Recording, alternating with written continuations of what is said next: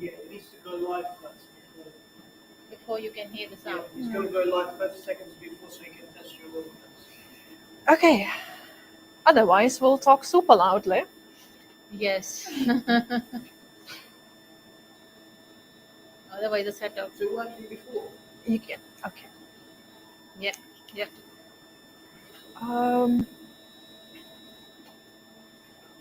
We on?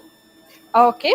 So we're starting a few seconds early, but welcome everybody to Robot Lab Live, and here we have a session from Intelligent Automation Laboratory at Cranfield University. My name is Iveta, and I'm a psychologist working with robots. And today I'm going to show you how my work looks like and what do I do. So we have Samal, who kindly volunteered to be our participant today. And what we are going to demonstrate is how actually we decide about, make decisions about user needs and requirements while working with robot, and also how to design that brighter, nicer future with the robot and human working together. So, Samal, just a few questions before we start. How are you feeling today? Yeah, I'm good. Pretty excited for the task, really. Okay, great. I'm a bit nervous, but yeah, that's another topic. And could you tell us a little bit more about your experience with robots, maybe this type of robot? I have worked with robots I'm working with robots from last 12 years, really. So they're quite my friends. So this is a collaborative robot. I have worked with other collaborative robots as well.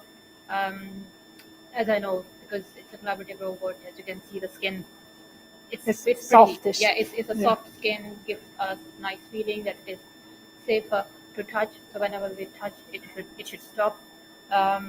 So because I'm a roboticist, so I have this experience that it won't harm me. So I don't have that fear at the moment. But let's see what it is holding. Of course, that will pose the risk.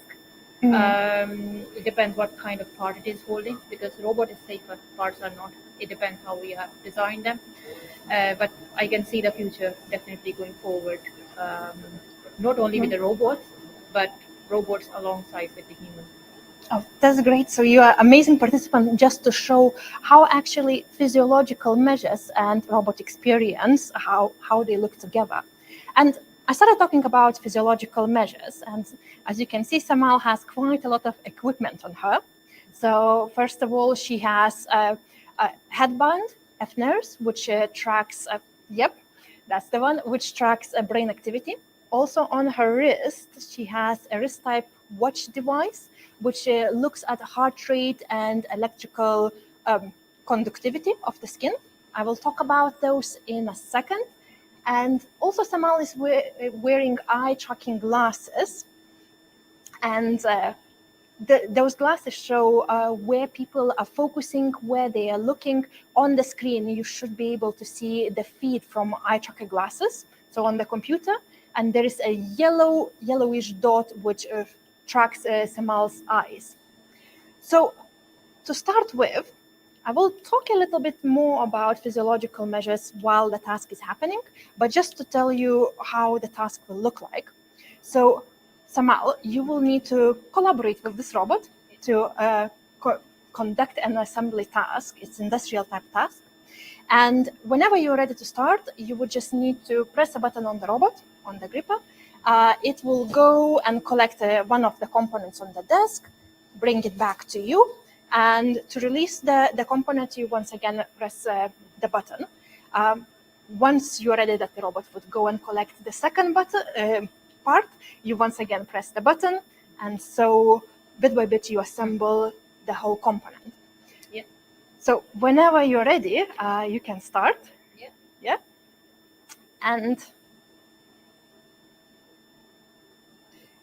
And on the screen, you see four different views. And just to tell you a little bit more what actually you're seeing on the screen. So on the bottom part of the screen, on the left side, you can see eye tracker. And as I mentioned before, eye tracker is tracking participants' pupils and is looking like those yellow dots are actually looking where participant is focusing, for how long they are focusing. And later on, researchers like me can actually make conclusions about what was clear for people, what was unclear about the task, make decisions about emotions, how participants were feeling, in particular about different parts of the task.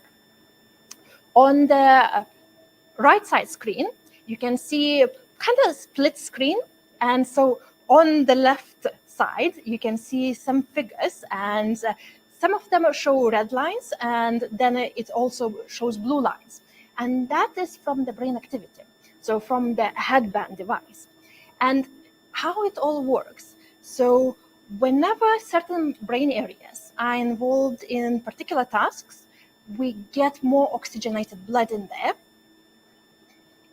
And so oxygenated blood is represented in the task with the red line. But when brain areas are when they are actually not involved in particular tasks, we get more of deoxygenated blood. And you can see the blue line on the same figure there. And why the changes in that oxygenated and deoxygenated blood, we can make some decisions about participants' motivations, fatigue, how they are feeling during the task, what is their mental workload. So that means are they finding the task difficult, or are they finding it easy? At the same time, on the final graph, you can see once again a little bit more split task, split screens, and that section shows measurements from the wristband device. And the top graph shows electrical conductivity, and the bottom one shows heart rate. So nice up and down lines. So this is the heart rate. And this is pretty cool data, because it allows us to make certain inferences about social and physical stressors.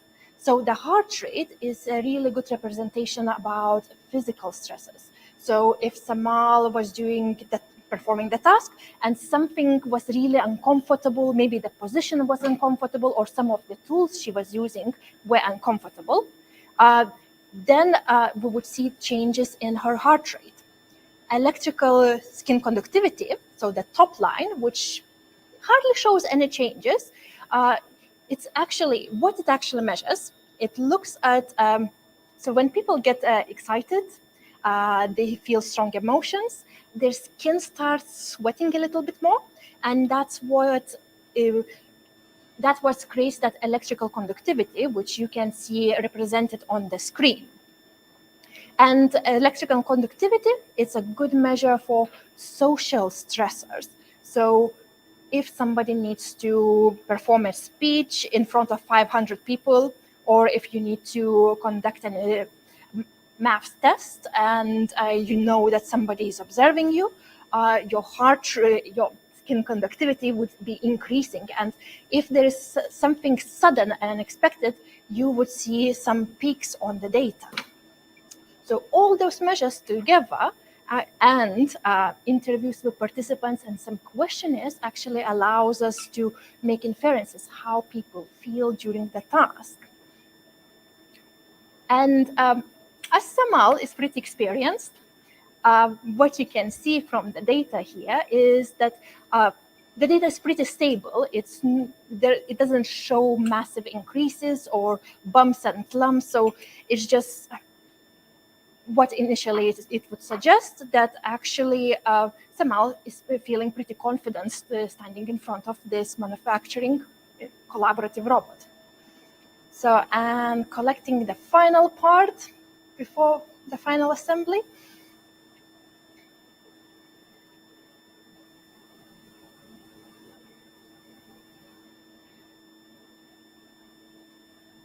So what is all those figures and all the measures what I put on Samal, they produce really nice, colorful data. And it's all fun and it's really visual and good representation. But actually, what I am interested in my day-to-day work is it's not looking at those figures, but actually getting the numerical data.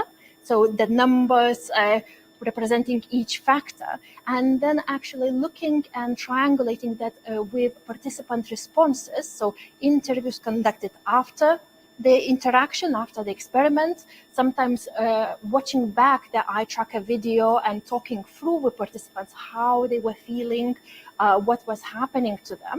And that gives a lot of color and understanding actually how people can interact with robots, what is happening and what do they want, what do they need, or maybe they are just really happy to work with robots. And the final part.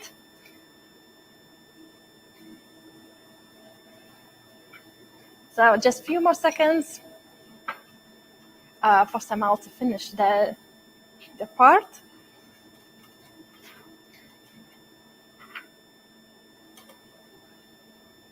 And then I'll ask her a few more questions about her experience.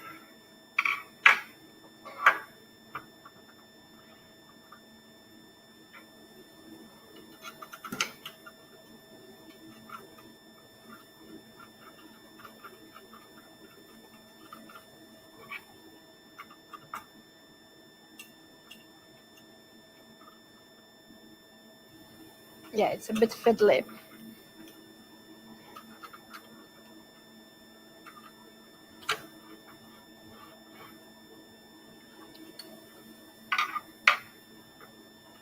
Okay, fantastic. So robot is coming back to its start position, and Samal, so how was it? How was the experience working with the robot? Yeah, it was pretty good. Well-defined, well-thought task. Just one thing I want to mention, although I work in the same lab, but everything was hidden from me because I was acting as a participant. So yeah, it was, although it was unseen task for me, with minimal information, I think it was really great to work on this part of the robot. Usually I work like developing On it different and end, on the yeah. different end, but this side was really nice, and I think it worked really well. And how my physiological measures were recorded and what they actually tell, that's a different story. That's Well, then we can sit down and analyze after this session. yeah. What would you change in this kind of collaboration? Is there anything you would want or you would like to see different? Because I know what the robot is doing and how it is behaving.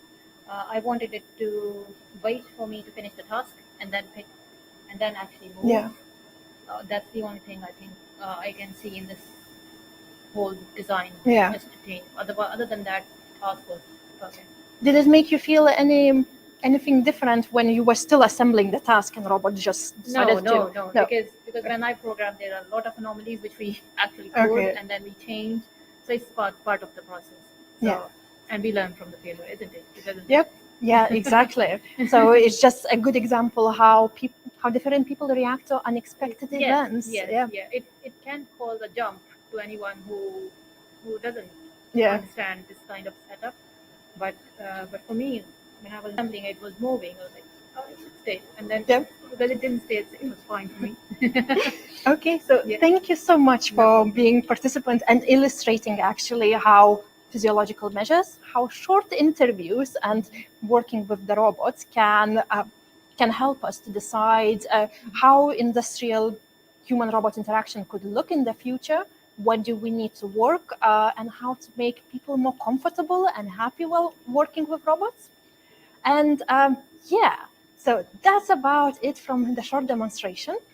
But I hope some of you might be having questions. And yeah, I believe Gilbert will voice them if anything comes up. And if not, we will be still monitoring the chat after the event and answer your questions if you have afterwards. We have one question. Yes. So you might want to repeat the question so the audience can hear it. So Okay. How would its results be different for someone who was interacting with a robot for the first time? So how their physiological responses might be different for people who are interacting with the robot for the first time. It's actually, so what we quite often see is that, for example, heart rate is a bit, heart beats per minute increases and skin conductance a little bit increases. And in particular, when a robot would do something that people don't expect. So for example, with Samal, she was still assembling the component, and the robot decided to go and do whatever it wants. Yeah. And that might trigger some anxiety, which we would see actually in physiological measures. Samal was completely cool with that and relaxed. But at 5 o'clock, 5 and 5:30, we have a different participant who doesn't have so much experience with robots. So we can look then how physiological responses, eye track and everything actually is represented when a person with less experience works with the robot. Yeah, very long-winded answer, but in general, everything increases and becomes a mess. That's all the questions that we have this time. Thank you, Linda. Okay, thank you, Gilbert. Thank you, everybody, and we'll talk in several minutes.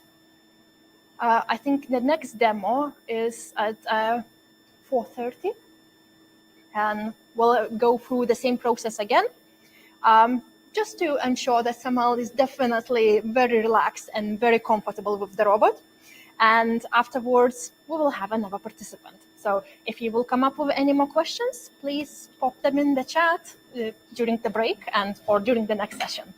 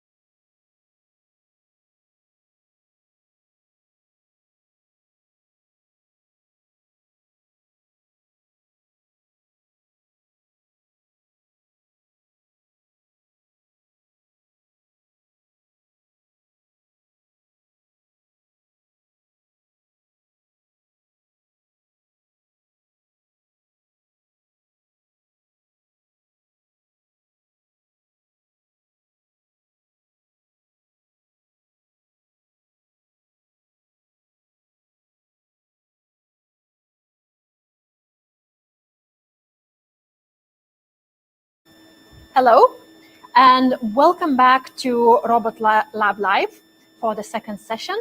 We're in the Intelligent Autonomy Laboratory at the Cranfield University.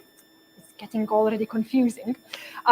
But what we are going to see today is we are going to look how psychologists work in robotics and what do they do. So my name is Iveta, to introduce myself, and by training I'm a psychologist. And in robotics, I'm looking how people interact with robots, what are the user needs, requirements, and how we can together build that brighter future where technology and humans actually could coexist happily. And today with us, we have Semal. And Semal participated in the first session, and this is our second session. So just to ask a few questions. So how are you feeling now after you already interacted once with the robot? I'm pretty confident now. That's good. Just to put it that way, yes. Pretty, relaxed with the task. I know what's going to happen, because I have seen that in the first go as well. Great. And could you just remind us, what is your, in general, experience with robotics, maybe with this type of robot or? Yeah. Okay, so I'm working with robots from last 12 years. So work with range of different robots, industrial robots. Mm-hmm. So this one is like medium scale robot, can pick up to 35 kilograms. I have worked with the other ones, like behind you, the red one, 945 kilo one, the UR5, able to pick up 5 kilo payload, and the UR3, as well as the ones which are able to pick up around 270 kilograms as well. So I have experience of working with them alongside with the safety devices, how we can make humans safe if we are having the human robot collaborative task. So I'm according to that, this task is, because this is with the collaborative robot, so I'm very confident with it. With the green skin, it is welcoming me to interact. It's showing that it is fine, it should be fine. It has a soft skin as well. Although underneath it's a normal industrial robot, but they have put the force feedback sensor. So I know technically if I touch it, it should be able to stop. It's pretty safe to interact. I'm very confident to work with it. Mm-hmm. So you're pretty chilled and cool with work with this type of robot. And as Samal was saying, she's an expert in robots and already completed this task before. But just to tell you a little bit more, Samal has lots of gear on her. So to start with, she has a headband, which measures brain activity. And on the screen, you should see the output of the brain activity. And also, she has a wristwatch device, which captures heart rate and skin conductance. And I will talk about those measures in a brief few seconds when Samal will be working with the task. Also, Samal is wearing eye-tracking glasses, and the screen shifts to what actually Samal is seeing. So you will see where she is looking, those images, and there is a orangish yellowish dots. So that's where Samal is focusing. That's where the pupils are looking and the gaze is directed. So we have quite a lot of kit, and we will talk about all the data and actually what we can do and what we can infer from that data. But to start with, I'll introduce you to the task. So the task will be industrial type of task where a robot will help you to assemble a component. So to start with, you would press the button on the robot, and the robot would go and collect a component from the robot desk, bring it to you. Once it brings it to you to the start position, you just press the button again and capture the part. And then press the button again, and robot goes to collect the second part and the third part while you assemble them together. So you can start whenever you are ready. Sure. Yeah. Okay. So on the screen, we see multiple screens, as you can see, divided. So the top one shows, the presenter view and the gripper view, how robot grips components, but the bottom view is actually what is the interesting thing for psychologists because it gives those physiological measures. So on the left part, we can see Samal's eye gaze. And as I mentioned before, so that yellow greenish dot is actually where Samal is focusing and what she is looking at. And eye tracker is really good measure to this, to make conclusions about what is for participants clear, what is unclear about the task, how they are feeling about certain parts of the task. So for example, if Samal would be focusing on the gripper attachment, after the interaction, I might ask her how she was feeling, why she was looking there. And quite often participants say that, well, they weren't sure what the gripper would do, or they were a little bit anxious about that. So eye tracker can provide some information about that. Looking towards the right side of the screen, you can see once again split screen. And on the middle section, there are figures of red and blue lines. And this is the output from the headband. So the headband, which measures brain activity. So there are 8 electrodes on the headband, and each of them captures how different brain areas are involved in different aspects of the task. So how brain works, it's actually that, so whenever certain brain areas are involved in a task, we get more of oxygenated blood in that brain area, so the red line. And when a brain area is not involved in the task, we actually get more deoxygenated, so with less oxygen blood, and that's where the blue line comes. And by looking at that change between red and blue lines, we can actually make decisions which brain areas are involved in which aspects of the task. So FNERS, that headband, is really good actually to looking at mental workload. So which aspects of the task participants find difficult or demanding, also at focusing and motivation. So how much they are involved in the task, do they feel fatigued? But looking at the final images, final figures, so two graphs at the right side screen. So the top one shows electrical conductivity, so electrodermal activity. And what does it show? So it's just whenever people get excited or emotional, feel strong emotions, the skin starts sweating a little bit.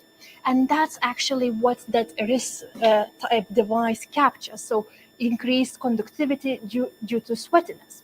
And at the bottom, you can see nice lines going up and down, and that's the heart rate.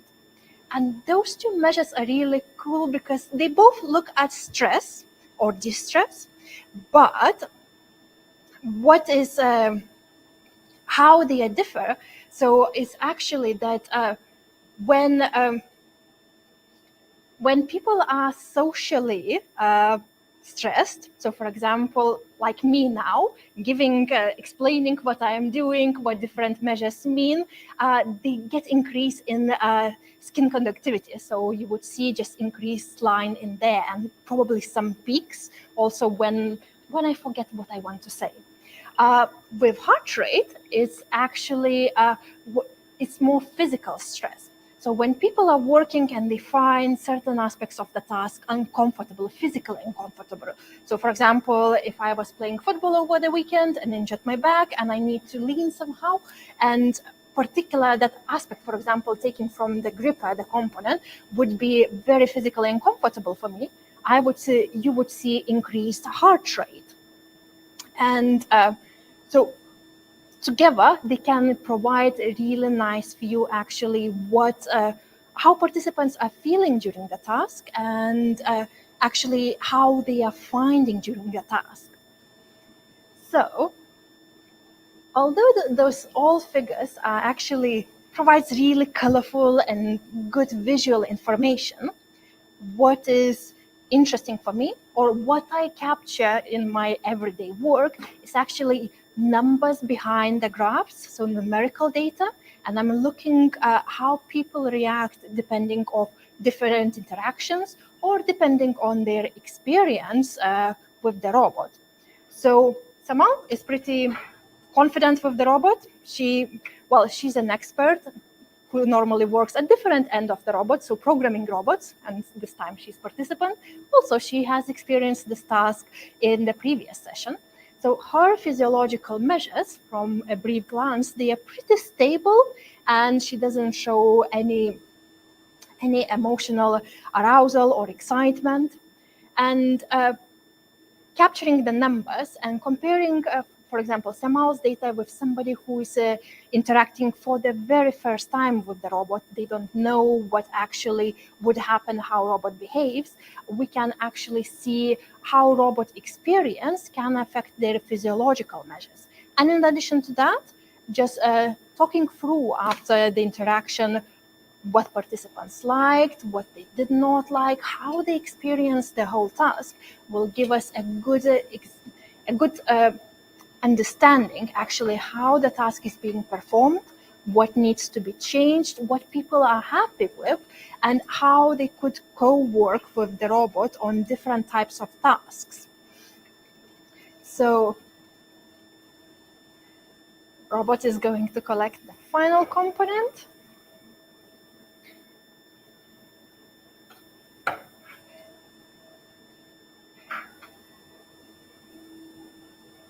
And what is important actually during all this data observation is that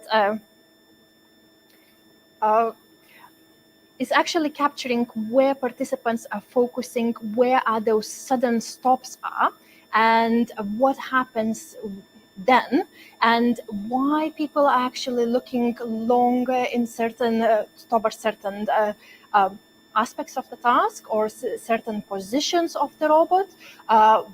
Maybe quite often it's very informative actually just having a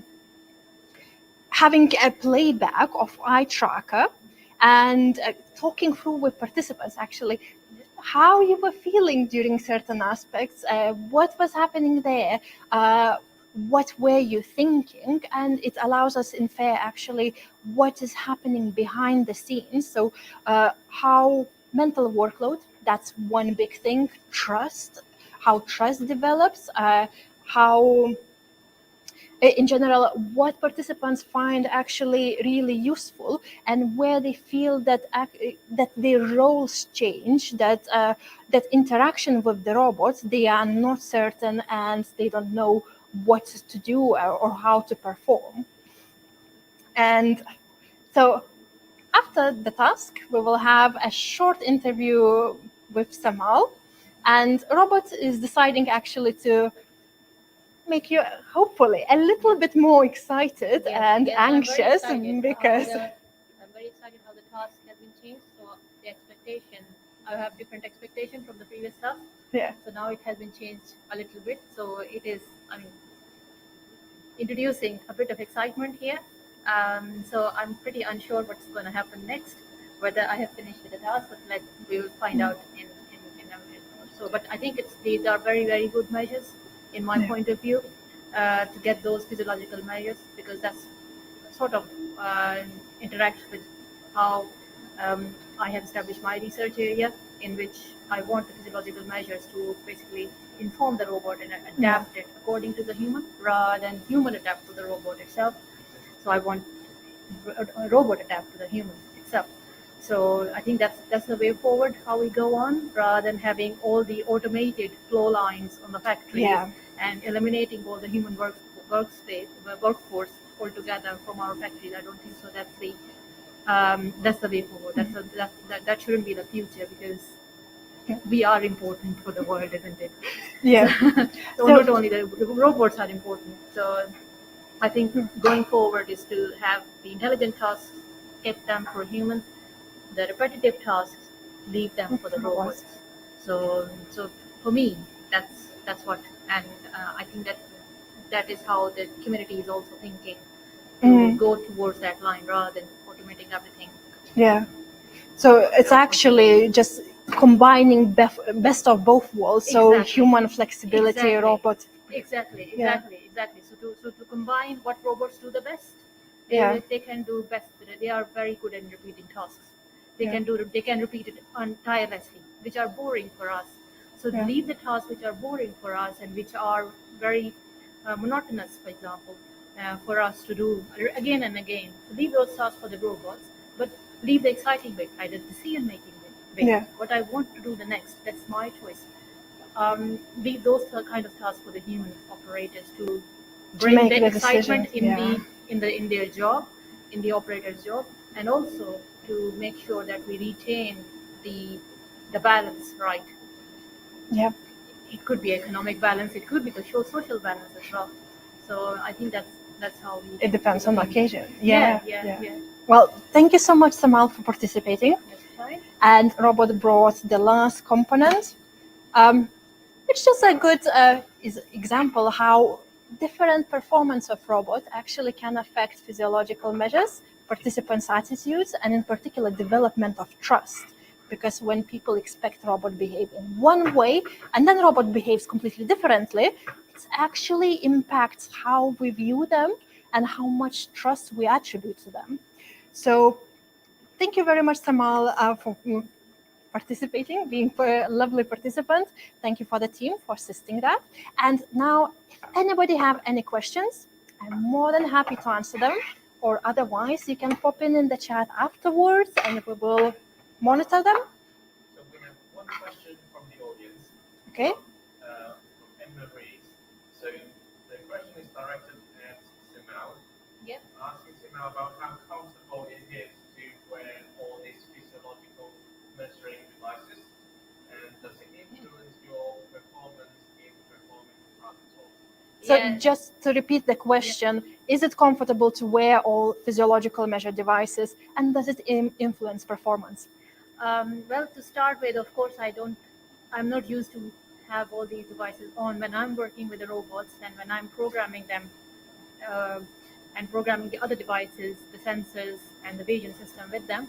I don't wear them because I have monitors and other things to get along with to give the right information to me. But because now I have to go, they are on me at the top, and I know the right reasons is for to understand my physiology, and I think it's important because every human is different. Yeah. That is in my mind as well. But to start with, of course, it's a little bit uncomfortable. But when I was involved in the task, I didn't know that I have these Yeah. at all. So it's easy to forget as long as you are. As long as you are indulged, it depends how much involved you are in the task, and you will understand it from my measures, whatever you are recording at the moment. So I think that will be. That will be very interesting to compare two sessions and actually different participants. Yeah, because the task was a little bit different. Yep. And how I was expecting different parts to be. I think that was really good for me because I thought the task will be exactly the same. But if it is different, of course, it will bring up different measures, and it's a really good study to understand it as well. Thank you very so much. Thank you so much. Any more questions? That's all for this session. That's all for this session. So next session is at 5 o'clock, so in 12 minutes. And pop in to see us or go to another sessions.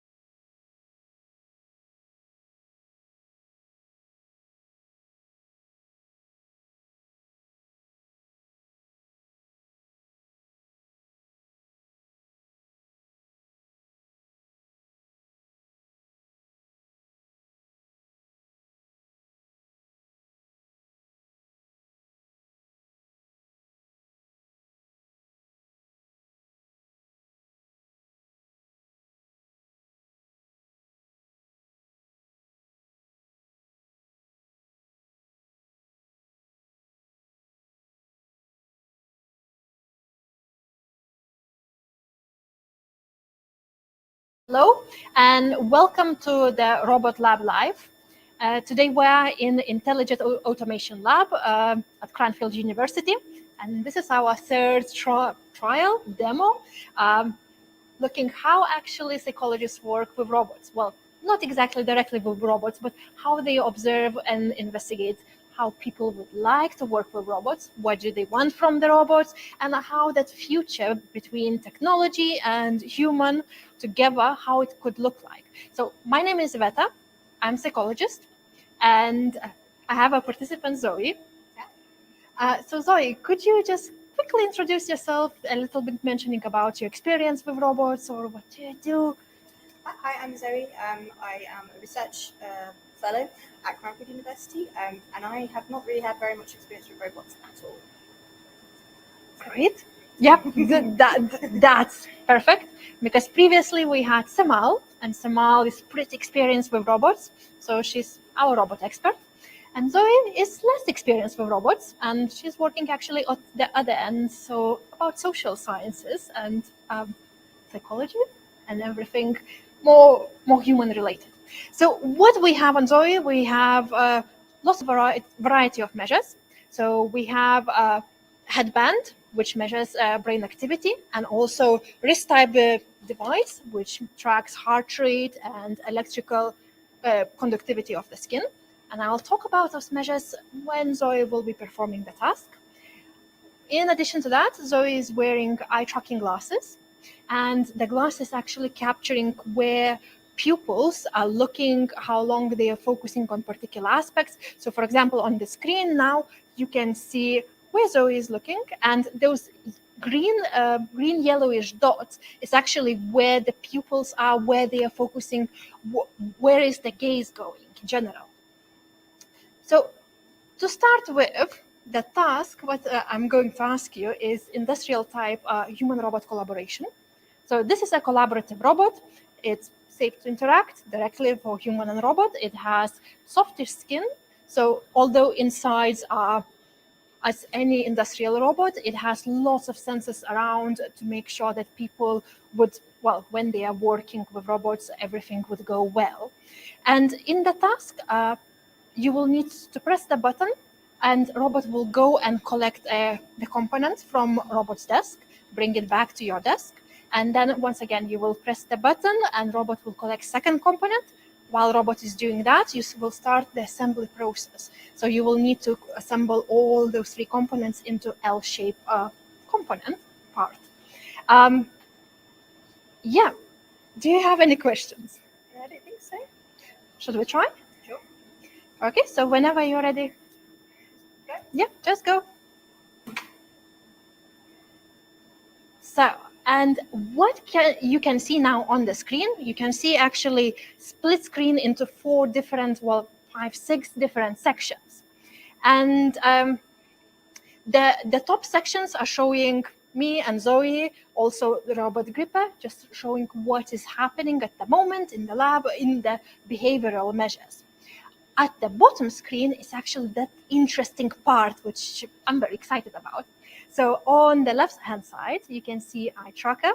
And as I mentioned, the green dots is where Zoe is focusing. And this kind of measurement actually is really good making conclusions about what participants were interested during the task, what was confusing for them. So, for example, when people look at particular aspects of the task or instructions for a long time, it indicates that it's not really clear for them. There is some confusion.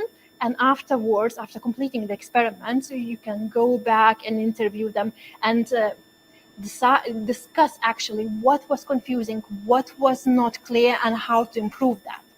Also, looking at the saccades, so times between blinks, gaze direction, and duration, we can infer about participants' fatigue. So whenever saccades become long, but gaze is on one particular aspect of the task, of the procedure, it just indicates that people are getting more tired or a little bit more confused and maybe even sometimes bored by the task.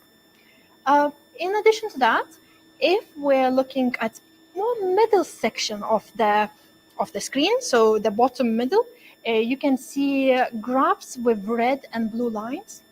And those come from the FNIRS device, so the headband. And on the headband, there are 8 electrodes. Each electrode relates to particular prefrontal cortex area.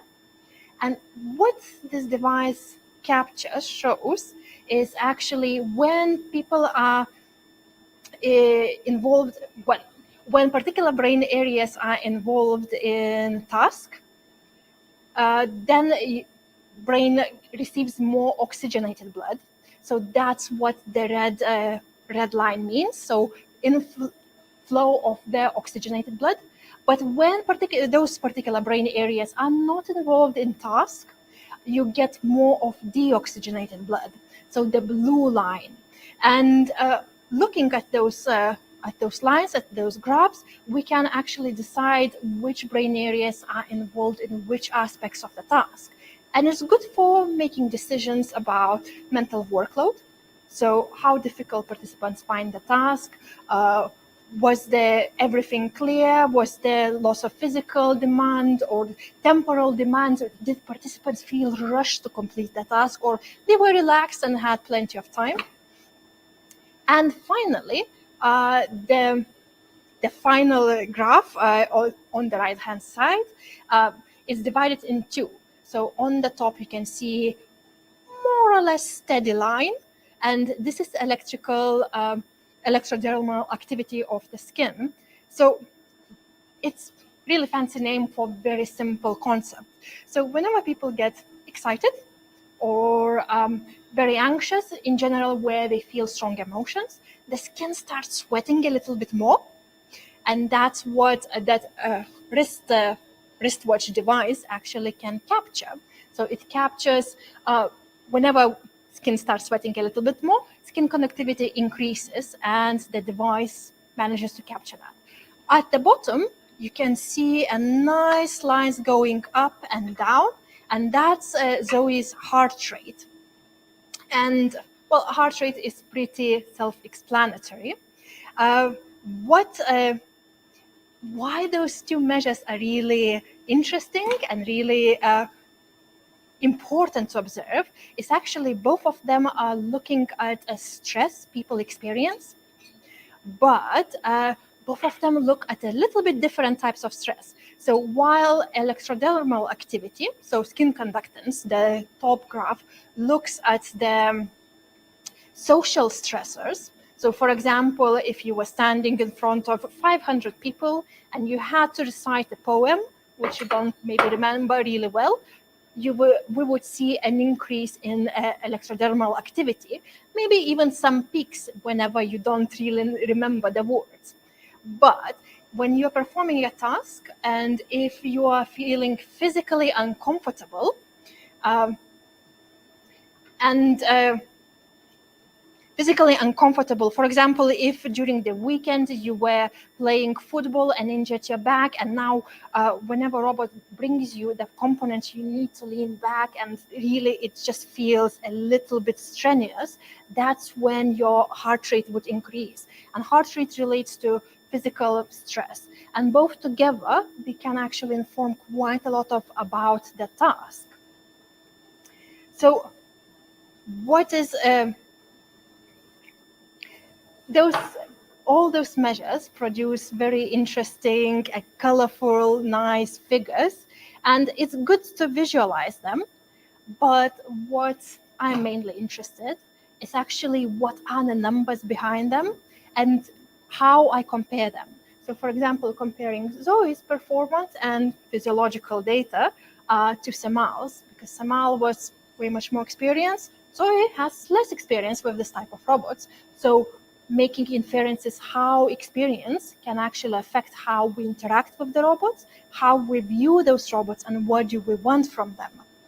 At the same time, it can inform us how some certain processes could be changed and what we need to adapt.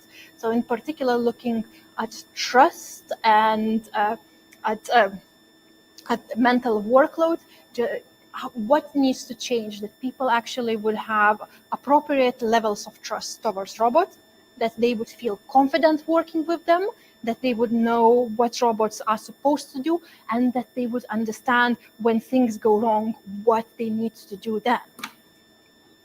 So just allowing Zoe to finish the task, going for the last component. And what I forgot to mention is, so yes, I'm very interested in numbers behind, but interesting thing with numbers, although they show how a person was feeling in a way, so we can say that their heart rate increased or skin conductance decreased or increased, what was happening in the brain, but it's very hard to say actually what was subjectively happening to a person. So what do all those measures mean? And that's why it's so important to have interviews before and after the interaction and just ask how participants were feeling, what was happening to them, how they were viewing the task, that we could give that color and understanding to all the physiological measures we are capturing. So just grabbing the last component and bringing back to Zoe.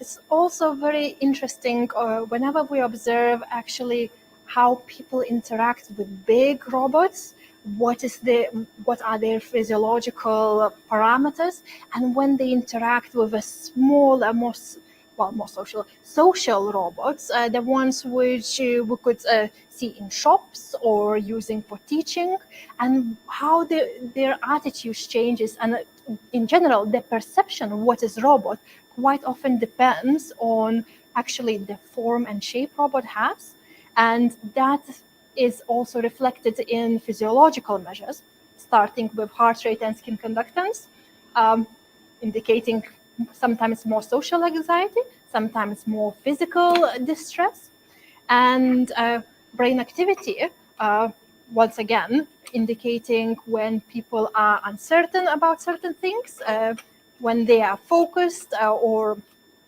fatigued, and when they are more relaxed working with those robots. That's okay, you can leave that. Okay. Yeah. This is the difficult part, actually, putting all the balls in place. Thank you. So just for the end bit, how did it feel interacting with the robot? It felt kind of slow.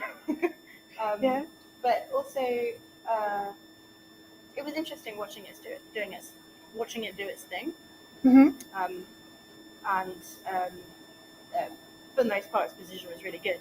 So it's quite cool. It's cool. Enjoy it.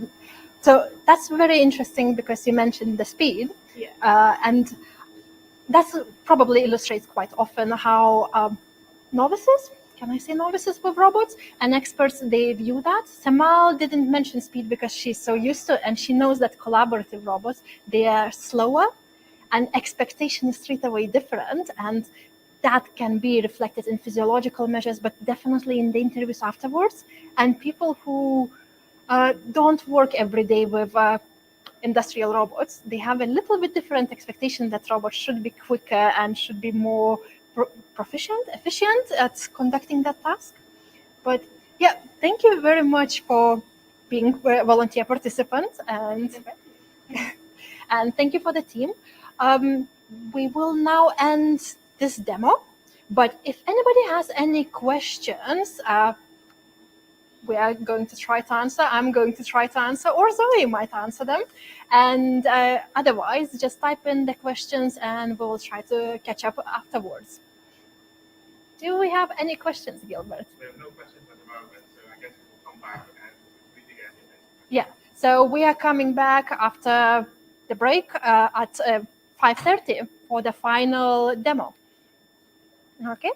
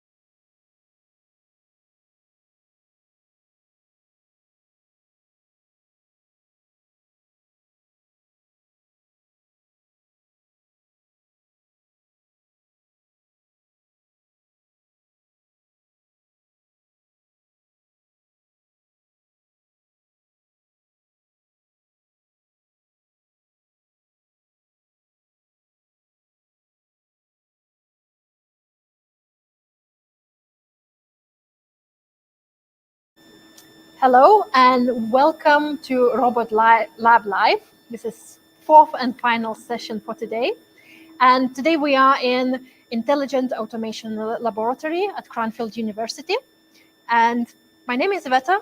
I'm a psychologist. And what this session will be about is about how psychologists work with robots. Well, how they work with people who might be working with robots, and how do we actually investigate what people want from robots, how robots should behave, and how that future with collaboration between automation and humans could look like. So today we have our participant, Zoe. So anybody who didn't see us during last session, Zoe, could you introduce yourself a little bit and just mentioning your experience with robots and in general how you're feeling at the moment? Hi, I'm Zoe. I work at Cranfield University. I'm in human factors. So like a Veta, I'm a psychologist. And I don't really have much experience with robots except I played with one just the last session over. So it's all very new to me. Perfect. And if anybody saw us during the first hour, we had Semal, who is a robot experienced in robots, so robot expert. She's very used to working with them on everyday basis. And today we have Zoe, who is less experienced with robots. So that gives us actually a really good comparison how physiological measures and interaction with the robot could change depending on a person's experience. So I started talking about physiological measures, and probably you noticed that Zoe is kitted out with quite a lot of different kits. So what Zoe has on the forehead, she has a nurse headband, and that captures brain activity. Also on her wrist, she has a wrist type watch device, which looks at the heart rate and electrodermal activity of the skin. And finally, she has eye tracking glasses. And eye tracking glasses captures where people are looking, for how long they are looking. Just in general, they are investigating that pupil movement towards different objects and throughout the time and throughout the task. So as you can see on the screen, Zoe's pupils are indicated with green circles, and it just shows where you are looking. So I'll talk about those physiological measures in a few seconds when Zoe will actually be doing the task. But to introduce the task, what is going to happen? So this is a collaborative robot. So inside is standard industrial robot, except around it has soft shelling and lots of sensors. And what it enables is it enables that safe collaboration between a human and the robot, that a robot wouldn't harm or injure human in any way. And so in this type of task, Zoe, with the help of the robot, will need to assemble a component. And component parts are on another desk where Zoe can't reach. So she will need to press a button on robot's gripper, and robot will go and collect the first component, bring it back to Zoe. Then Zoe will need to press the button again to release the component, and press the button for the robot to go and collect the second component. While robot is going to collect the second component, you will need to start the assembly, just putting the pins in and preparing the bolts. And this will be repeated 3 times. And yeah, so whenever you're ready, you feel all right? Yep. Yeah. So just press the button and let's go. And while Zoe and robots are performing the task, on the screen you can see those split screens. So the top part, the top cameras are interested or capturing behavioral data. So what participant is doing, what robot is doing, and allowing us just to know what was happening at different points of the task, what participants were doing, how quickly they reacted. At the bottom screen actually is the physiological measures, and that's the interesting part because you can see lots of different figures, different colors. And what do they show? So looking at the left side, it's the eye tracking data. And as I mentioned previously, the green dots are looking where participants are looking. So where is their gaze moving, how long they are focusing on different parts. It also provides information about saccades. So saccades are intervals between blinking. And together, all this information allows us to conclude about if participants feel bored about the task, do they feel engaged, involved? Also, if, for example, people are looking to particular, for example, to the gripper, it might indicate that they feel some emotions, some emotional arousal. Sometimes it is fear, anxiety, because they are not certain about what the gripper will do, how safe it is to interact. Other times it might be just not clear for participants actually what they need to do. So they might focus in those areas where they are uncertain and where they don't know what is happening or what should be happening. So eye tracking is a good way of visualizing all the information what we can capture from participants' gaze. On towards the right side, you can see 3 different graphs, but the middle section is where you can see red and blue lines. So those lines are coming from the headband device, the one which measures brain activity.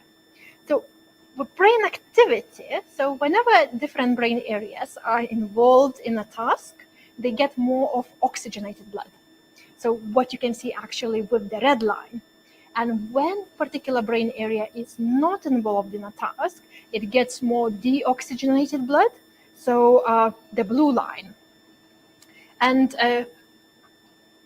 on the headband, actually, there are 8 electrodes, and those electrodes are placed in particular parts of the brain, so to capture information from the brain areas we're interested in.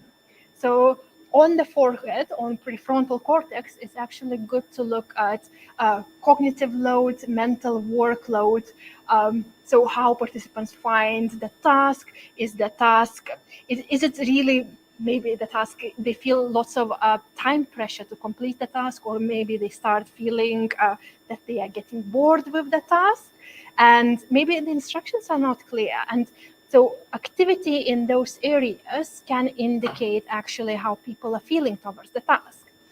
But at the same time, if it would be interaction with a not industrial type of robot, but in social type of robot, like humanoid robot, those areas are also involved in social decision making.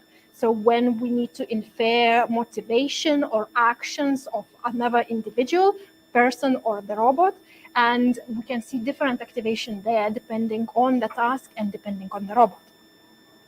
So second part is coming.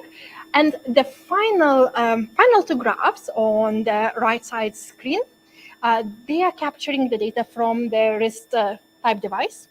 So the top one, it is more stable line across the screen, and it's looking at electrodermal activity of the skin. So what it is, to put it simply, it's actually whenever we get excited or we feel any strong emotions, skin starts sweating a little bit more, and the device captures that amount of sweating by increased electrical conductivity. Why at the bottom of the screen of the graph, you can see nice lines going up and down, and that's the heart rate, which is pretty common measure. But what is interesting about those 2 measures is that both of them relate to stress or distress, but they are looking at a little bit different aspects of that. So that means that heart rate is more related to physical stress or physical distress. So if, for example, if I was completing the task, but over the weekend I was playing tennis and injured my arm, and I need to put my arm underneath a robot gripper to collect the component, that might cause me some physical discomfort, and that's when my heart rate would increase, and you would see speeding up. EDA, electrodermal activity, is once again looking also at stress, but from a little bit different angle. So it's related more to social stress. So if Zoe now would need to recite a poem to 5,000 people, and the poem she doesn't really remember well, EDA would spike up So we would see increase in that stable line, and probably there would be even more spikes whenever she's trying to remember certain words, but she can't remember. So that is more social anxiety, social stress, and skin conductance is capturing it better. Okay. So all those graphs, they're a really good way of visualizing the data, what's happening with participant, how their performance, how they are feeling, and how all that changes throughout the task depending on what robot is doing. However, as a psychologist, I'm more interested in numerical data, which is just behind all those nice graphs, and just comparing different conditions or different people. So, for example, novices and experts, and looking how they're feeling while interacting with this big robot, or just comparing how people interact with big robots compared to smaller robots, how they perform on different tasks, and making conclusions, what is actually happening, how people interpret those robots. Does their trust change? Does it develop? Do they start mistrusting robot depending on their behavior or not? And obviously, all that numerical data can't give me all that colorful information. It just gives me about the changes between conditions. But that's where it's very important, actually, that participants, that after the task, we would have interview and talk actually how you're feeling. And that gives the color to all those numbers. So to start with, you completed this task for the second time. How was it now? It was easier the second time, I think. But I was still never quite sure where the dropper where it would stop. So I was kind of like, do I go? Do I not go? So I expect my brainwaves are showing something. And probably I nice, gaze yeah. focus on the gripper. That will be very interesting to see afterwards. Yeah. But what do you think about this kind of task? Can you imagine ever that it would be in manufacturing or somewhere else? Could you work with that? But yeah, I think I would get bored, but yeah, I can see it would be really useful, especially if you have to take materials from an inhospitable area. yeah. What would you change with it Change. to feel more comfortable or less bored? Actually, Less bored. And maybe to be able to adjust the speed of it, to have a better idea of where the gripper is going to stop. For instance, like if it was marked on the bench, then I'd know where to put my hand, and I'd know when to expect it to stop, and then I could sort of plan my next move, kind of thing. So I would say those two things off the top of my head. Yeah. So this actually very nicely illustrates how we can look at physiological data and then talk actually what, in this case, what Zoe would like from the task, and see if actually before grabbing the gripper, if heart rate or skin conductance increased, where she was looking, and then make conclusions that, okay, maybe actually putting a tick or something on the desk to expect where the robot will drop the component would make you feel more comfortable while working with this type of robot. Yeah. So thank you very much for listening. Thank you very much, Zoe, for being participant, and thank you for the whole team for taking arrangement of all technology. But if you have any questions now, it would be, it's now the perfect time for any questions, the last questions, or if you will have questions afterwards, just type them in and we will try to answer after the event. Hopefully you enjoyed watching our little demos. We try to make sure that each demo is a little bit different what robot is doing and keeping participants on their toes because a robot was behaving slightly differently. And it will be very interesting actually afterwards to look at physiological data, what was happening and how people react to unexpected events. So if you haven't seen the previous ones, just have a look at one or two other videos just to have an idea actually how experiments could be run and how psychologists collect human-robot interaction data. Yeah, thank you very much. Do we have any questions? We don't have any questions from online, but I have some questions for you. Okay. So, just to tap into your experience as a psychologist working in robotics, so what attracted you as a psychologist in the first place to start working in the field of robotics, and what were the main challenges that you faced along the way? So what attracted me to, as a psychologist, to work in robotics and what were the main challenges? I have a serious answer and I have a truthful answer. So I'll start with the truthful one, is they are amazing things and it's so fun to play with robots. I mean, it's completely different experience and it's kind of being still a little bit like a kid, but also being more curious and having all the space and influencing the future. And that comes to a more serious answer, which I give normally to serious people, is that is really exciting actually to be part of developing the future. And as a psychologist, quite a lot of areas are theoretical and not so applied. But here in engineering, working with robots, actually all that psychology knowledge I gained is very much applied, and I can see actual impact. I can see how my results, how our lab results, what we're doing is actually employed in real world, in real environments, how it changes people's lives. And it's in particular, it's interesting when talking with operators from manufacturing, the ones who had experience with conventional robotics, where robots were segregated, and they actually were fearful and anxious about those kind of robots. And now with new generation of robots, with the team, when we develop those collaborative robots, and people can enter the cell and can work with the robot, and suddenly their whole perception about the robot changes. And it's so exciting to see that change from being afraid of robots, unsure about technology, to actually becoming interested in technology and seeing the potential benefit and upskilling. So I guess it's lots of excitement. That's why I'm working here. Sounds like there's a lot of positive working in robotics research. So, what would be your advice to give to somebody who would like to switch from a different discipline into working on robotics research?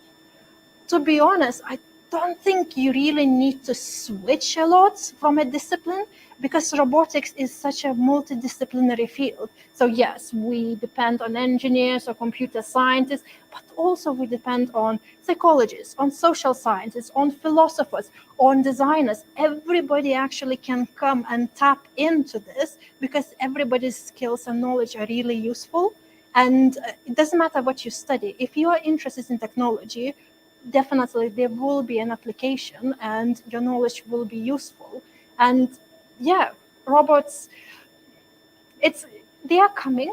It's actually our future. In one way or another, we are going to see them every day in our lives. So now is the best time actually to come and influence the research and shape the future and make sure that people are actually happy and technology benefits them, instead of just technology is being dropped on people and people don't want to work with it.